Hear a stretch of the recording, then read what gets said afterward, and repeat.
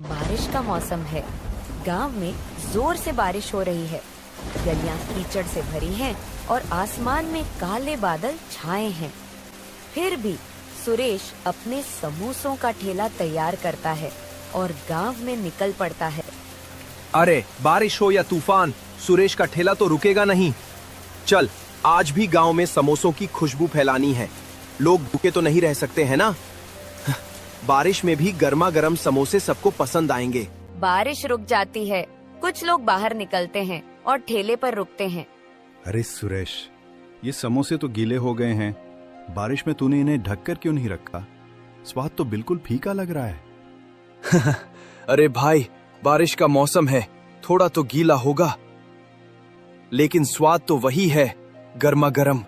एक और ले लो, शायद पसंद आ जाए। नहीं नहीं सुरेश, ये बेकार है। बारिश में समोसे लेना ही गलती थी। अगली बार सूखे और कुरकुरे समोसे लाना, तब बात बनेगी। लगता है आज का दिन मुश्किल है, लेकिन हिम्मत नहीं हारनी।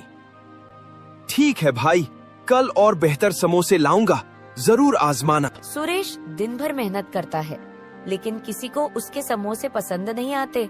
बारिश की वजह से समोसे कम बिकते हैं। वह थककर और निराश होकर घर की ओर लौटता है। सुरेश गीला गीला घर लौटता है।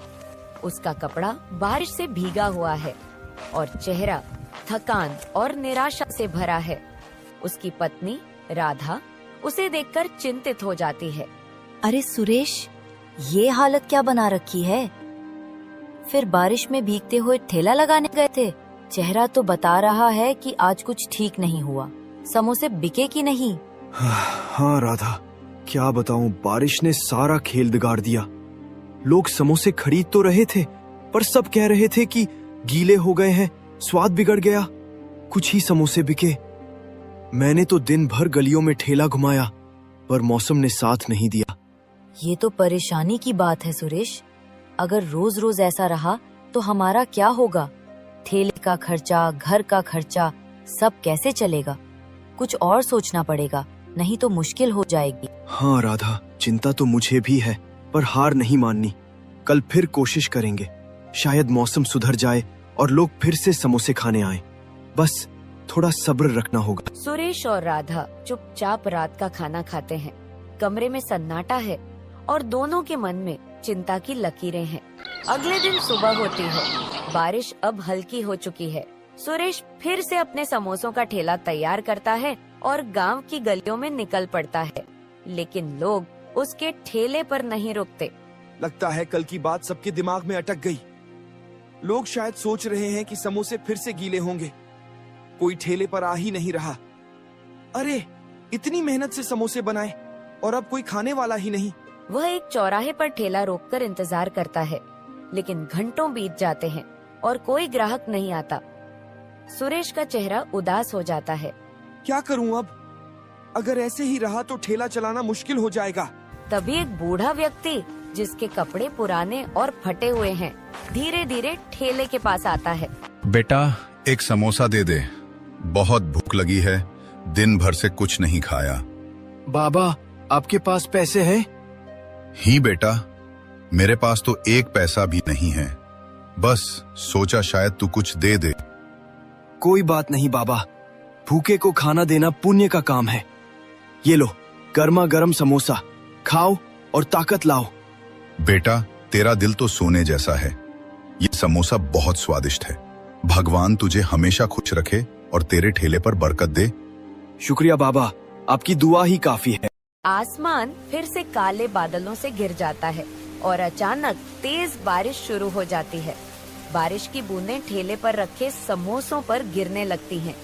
सुरेश परेशान हो जाता है। अरे, ये क्या हो गया? फिर से बारिश। अब तो सारे समोसे भीग जाएंगे। कल लोग बुरा भला कह रहे थे और आज फिर वही हाल। मेहनत पर पानी फिर जाएगा। तभी बूढ़ा व्यक्ति अपनी पुरानी मोटी बोरी उतारता है, जो उसने बारिश से बचने के लिए ओढ़ रखी थी। बेटा, परेशान मत हो, ये बोरी ले, इसे अपने ठेले पर डाल दे। इससे तेरे समोसे भीगने से बच जाएंगे। लेकिन बाबा, अगर मैं ये बोरी ले लूं तो आप कैसे बचेंगे इस बारिश से? आप तो खुद भीग जाएंगे। मेरी चिंता तू मत कर बेटा, ये बोरी तुझे ज्यादा जरूरी है। ले, रख ले इसे और अपने समोसों को बचा। बाबा, आपका बहुत बहुत शुक्रिया, आपने मेरी बड़ी मुसीबत हल कर दी। बस अपना काम करते रह बेटा, अच्छे दिल वालों का हमेशा भला होता है। बूढ़ा व्यक्ति धीरे धीरे बारिश में चलना शुरू करता है, लेकिन अचानक वह बारिश के पर्दे में गायब हो जाता है। वह बोरी को और मजबूती से ठेले पर बांधता है। बारिश अब थम चुकी है। एक ग्राहक, जो गांव का एक जाना माना व्यापारी है, ठेले के पास आता है। अरे सुरेश, तेरा ठेला तो आज भी यहीं है। मैंने सुना था कि कल तेरे समोसे गीले हो गए थे, लेकिन आज तो मौसम थोड़ा ठीक लग रहा है। चल 2 समोसे दे दे, भूख जोरों की लगी है। हाँ भाई, आज समोसे बिल्कुल ताजा है, ये लो गर्मा गर्म। लेकिन सच कहूं, कल की बात से मन थोड़ा डरा हुआ है। लोग शिकायत कर रहे थे। वाह सुरेश, ये क्या बात है? ये समोसे तो लाजवाब हैं। ऐसा स्वाद तो मैंने पहले कभी नहीं चखा। ना ज्यादा तेल, ना गीले, बस एकदम कुरकुरे और मसालेदार। तूने तो आज कमाल कर दिया। सच में भाई, तुझे इतना पसंद आया? शुक्रिया, शायद आज का दिन अच्छा है। चल एक और समोसा ले, ये मुझ पर। अरे इतनी उदारता। ठीक है, एक और दे दे। लेकिन सच बताना सुरेश, तूने आज समोसों में क्या डाला? ये तो जादू जैसा स्वाद है। बस वही पुराना मसाला भाई, शायद आज मेहनत का फल मिल रहा है। ग्राहक समोसे खाकर चला जाता है और रास्ते में मिलने वालों से सुरेश के समोसों की तारीफ करता है। धीरे धीरे और लोग ठेले की ओर आने लगते हैं। एक के बाद एक ग्राहक समोसे खरीदते हैं और हर कोई स्वाद की तारीफ करता है। सुरेश, ये तो बात हो गई। कल तेरे समोसे गीले थे, लेकिन आज तो तूने बाजी मार ली। ये स्वाद तो भूलने वाला नहीं। मेरे पूरे परिवार को ये समोसे खिलाऊंगा। कितने बचे हैं?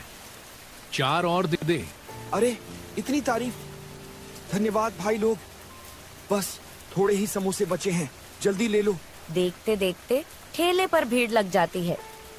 लोग एक दूसरे को बुलाने लगते हैं और कुछ ही देर में सुरेश के सारे समोसे बिक जाते हैं। वह थक गया है, लेकिन चेहरे पर संतुष्टि की मुस्कान है। आज तो कमाल हो गया। न जाने उस बूढ़े बाबा की बोरी में क्या जादू है, लेकिन कुछ तो खास है। चल घर जाकर राधा को ये खुशखबरी सुनाता हूँ। वह ठेले को धक्का मारकर घर की ओर चल पड़ता है, मन में नई उम्मीद और उत्साह लिए। सुरेश दिन भर की कमाई के साथ खुशी खुशी घर लौटता है। अरे सुरेश, आज तो तुम्हारा चेहरा चमक रहा है, जैसे कोई खजाना मिल गया हो। क्या बात है? लगता है ठेले पर आज कुछ खास हुआ। जल्दी बताओ, समोसे बिके कि नहीं? कितने बिके? राधा, आज तो कमाल हो गया। सारे समोसे बिक गए, एक भी नहीं बचा। लोग ठेले पर ऐसे टूट पड़े जैसे गांव में मेला लग गया हो। हर कोई तारीफ कर रहा था, कह रहे थे कि इतने स्वादिष्ट समोसे पहले कभी नहीं खाए। सच में सुरेश, ये तो बहुत अच्छी खबर है।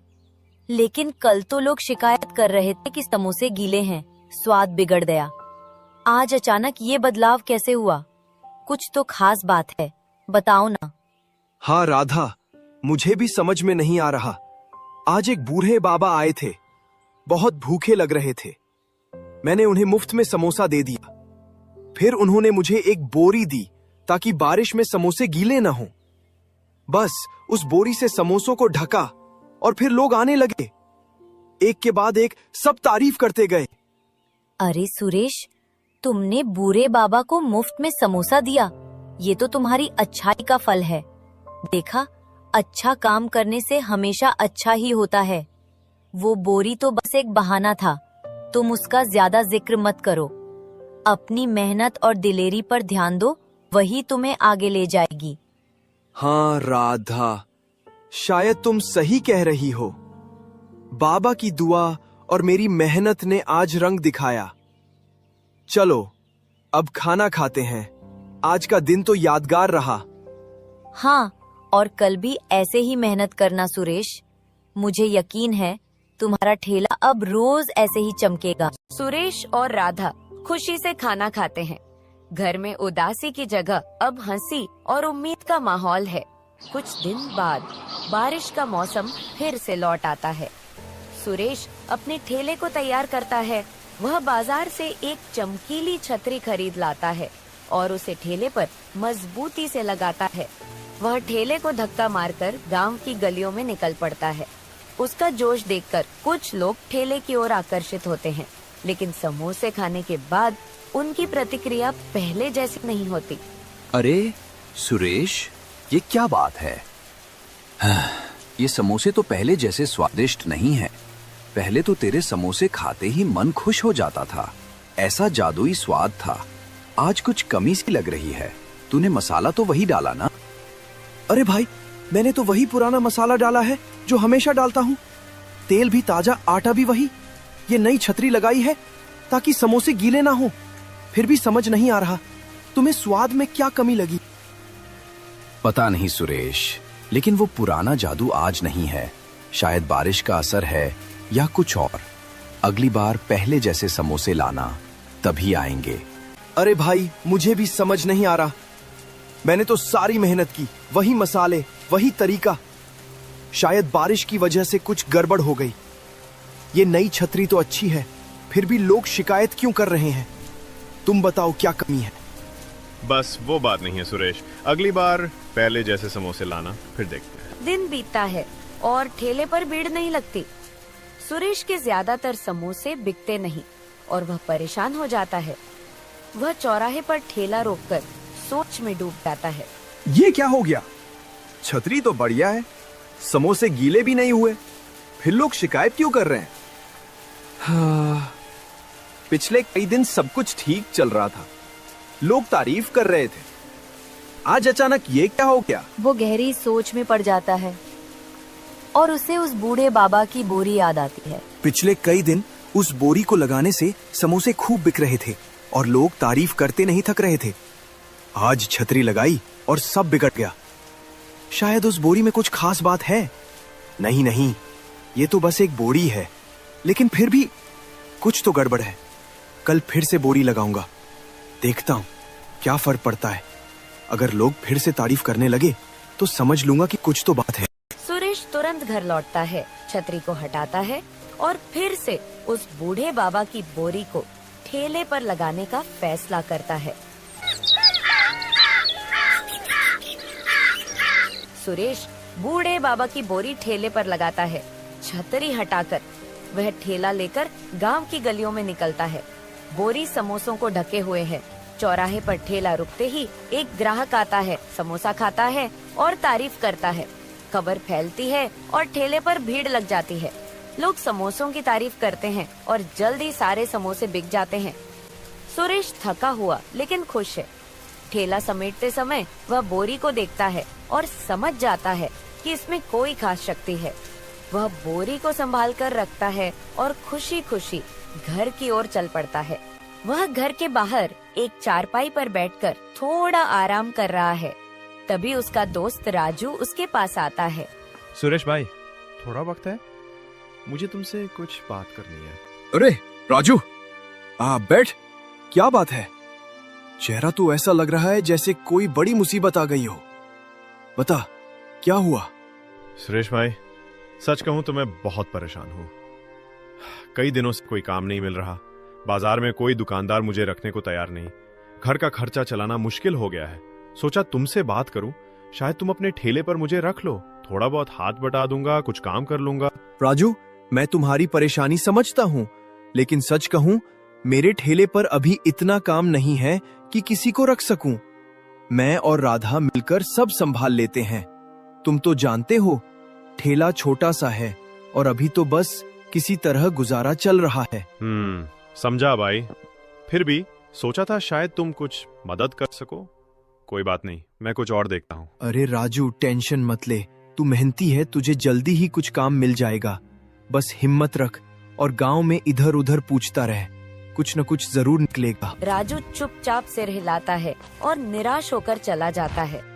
सुरेश उसे जाते हुए देखता है और उसके मन में राजू की परेशानी के लिए थोड़ा दुख होता है, लेकिन वह अपने ठेले के काम में व्यस्त है। राजू अपने घर लौटता है और अपनी पत्नी से बात करता है। सुरेश ने मुझे काम देने से मना कर दिया। कहता है ठेले पे इतना काम नहीं है, लेकिन मैंने देखा है कभी उसके समोसे बेकार हो जाते हैं और कभी एकदम से इतने स्वादिष्ट कि सारा गांव तारीफ करता है। अब तो उसका ठेला रोज चल रहा है, पता नहीं वो क्या जादू करता है। मुझे तो लगता है उसमें कुछ राज है। सच में? फिर तो तुझे पता लगाना चाहिए राजू। शायद उसने कोई खास तरीका ढूंढ लिया है। तू उसका पीछा कर, देख क्या माजरा है। राजू के मन में शक और लालच जागता है।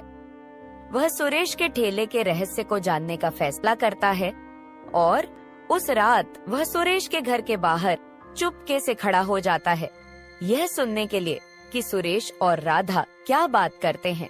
वह उन दोनों की सारी बातें सुन लेता है और अगले दिन सुबह जब सुरेश अपना ठेला तैयार कर रहा था, राजू जबी बोरी को चोरी कर लेता है। राजू अपने घर पहुंच चुका है, बोरी को जमीन पर रखता है। उसकी पत्नी भी वहाँ है। अब देख क्या कमाल दिखाता हो। ये वही बोरी है जो सुरेश को अमीर बना रही है। बोरी बोरी आटा निकाल। कोई जवाब नहीं आता, बोरी शांत पड़ी है। बोरी बोरी सोना निकाल। अरे कैसी बोरी है ये? कुछ भी तो नहीं कर रही, एक पत्थर तक नहीं निकाल सकती। सोना तो दूर की बात। तभी बोरी से ढेर सारे पत्थर निकलते हैं और दोनों पर गिर जाते हैं। दोनों पत्थरों में दबे पड़े हैं। सुरेश को उसकी ईमानदारी और दयालुता का इनाम मिला, जबकि राजू को अपनी चोरी और लालच की सजा। ये कहानी हमें सिखाती है कि जो दूसरों की भलाई करता है, कुदरत खुद उसकी मदद करती है, और जो छल करता है उसका अंत हमेशा बुरा ही होता है।